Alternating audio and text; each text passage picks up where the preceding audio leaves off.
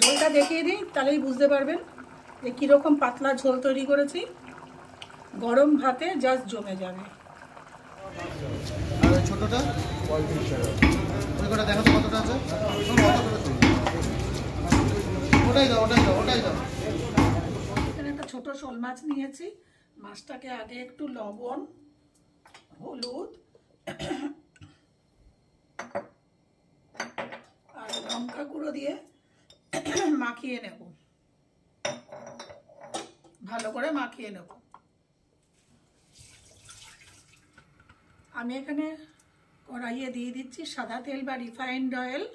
আপনারা ইচ্ছা করলে এটা সর্ষের তেলে করতে পারেন। তেল গরম হয়ে গেছে।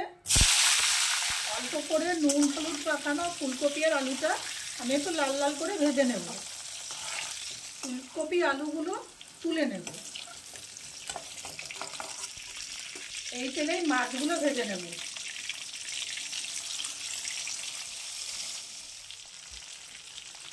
মাছটা ভাজা হয়ে গেছে, এবার আমি এটাকে তুলে নেব। আমি এখানে নিয়েছি এই চামচের 3 চামচ আস্ত জিরে, হাফ চামচ নিয়েছি আস্ত ধনে, আর নিয়েছি এটুকু পরিমাণ আদা।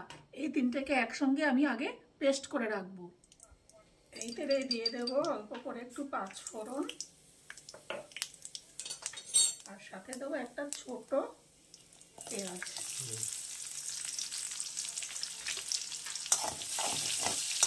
একটু লাল লাল করে ভাজবো।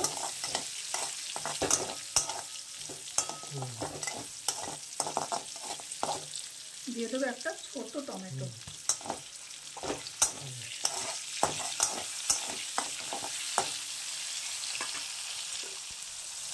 দিয়ে দেবো ধনে জিরে, আদা বাটাটা 2 চামচ মতো। যেহেতু মাছ অল্প সেহেতু আমি মশলা দিলাম অল্প।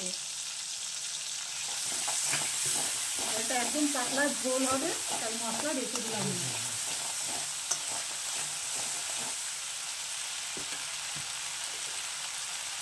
দিয়ে দিচ্ছি হলুদ, দিয়ে দিচ্ছি লঙ্কা গুঁড়ো। লঙ্কা অল্প দিলাম, কেন কাঁচা লঙ্কা দেবো এখানে। দিয়ে দিচ্ছি স্বাদ অনুযায়ী লবণ। এবার মশলাটাকে ভালো করে কষাবো। দেবো সামান্য পরিমাণে একটু জল। মশলাটা কষানো হয়ে গেছে, এবার দিয়ে দিচ্ছি ভেজে রাখা আলু ফুলকপি। দিয়ে এটাকে খুব ভালো করে কষাবো। ফুলকপি আলু খুব ভালো করে কষানো হয়ে গেছে, এবার দিয়ে দিচ্ছি জল। যতটা আমি যে পরিমাণে ঝোল খাবো সেই পরিমাণে দিয়ে দিলাম জল। এবার এই আলু আর ফুলকপিটাকে সিদ্ধ হতে দেবো। আলু ফুলকপি সিদ্ধ হয়ে গেছে, এবারে দিয়ে দেবো এর মধ্যে মাছ। ভেজে রাখা মাছটা দিয়ে দেবো।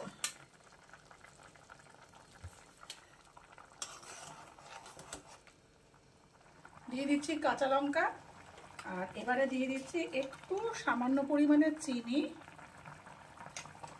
ব্যাস, আপনারা চাইলে এখানে একটু গরম মশলার ব্যবহার করতে পারেন। আমি গরম মশলা ব্যবহার করব না, তার কারণে যে কচি ফুলকপি শোল মাছের যে একটা ফ্লেভার, সেই ফ্লেভারটা চলে যাবে গরম মশলা দিলে পরে, সেই জন্য আমি গরম মশলা ব্যবহার করলাম না। তৈরি আমার আলু ফুলকপি দিয়ে শোল মাছের পাতলা ঝোল।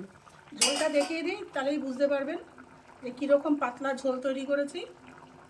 গরম ভাতে জাস্ট জমে যাবে।